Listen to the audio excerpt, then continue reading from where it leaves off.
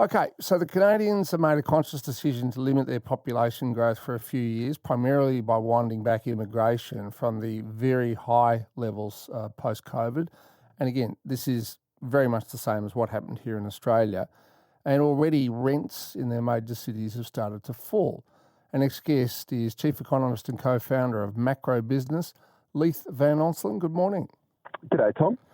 So is this what has happened? I mean, I'm sort of reading the numbers that the government said, right, we're going to wind back immigration. The population hardly grew at all in the first quarter of the year. Is this part of a deliberate policy there? Yeah, absolutely. So the Canadian government's implemented a 3-year population freeze. So they effectively want to keep the population constant for 3 years. And this follows, record immigration boom post-pandemic, which drove a record housing shortage, a record rental crisis, push rents to the moon. And they currently got an estimated shortage of rental housing of about 450,000 units. And but since this immigration freeze came in, they've had 2 consecutive quarters of minimal population growth, and as a result, rents have actually fallen for 8 consecutive months. So it's certainly working. Also, real house prices are also down about 25% from their peak in Canada. So housing affordability is getting a lot better.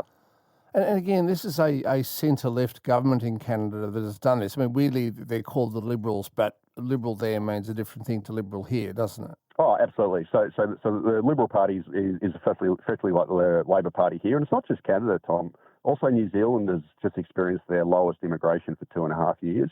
And their rental market's also easing. They've had a 3% decline in rents in New Zealand as well, and their house prices have fallen too. Well, I mean, you've named Canada and New Zealand, 2 of the countries which are most similar in many ways to Australia. So when you hear Canada's problems with high migration, rising house prices, low rental affordability, you could just substitute in the word Australia for Canada, and we have exactly the same problems here.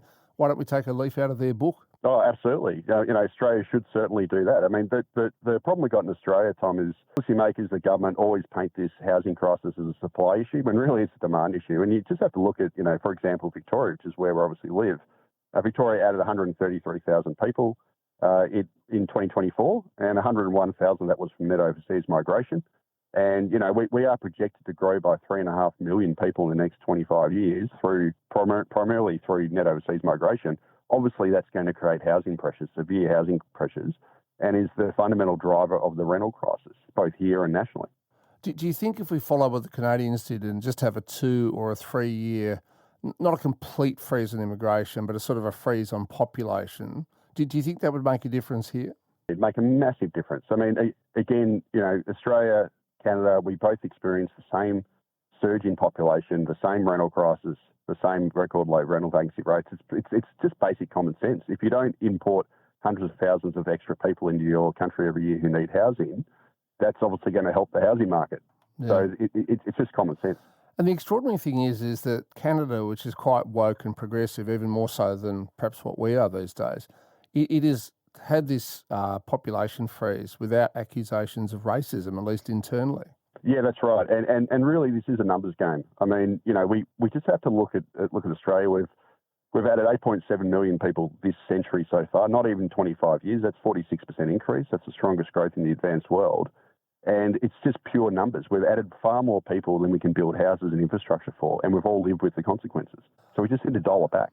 All right, well, the Canadians responded, at least the Canadian government responded to what their people were saying. Let's see what happens here. Leith Van Onselen there, Chief Economist and Co-founder of Macro Business.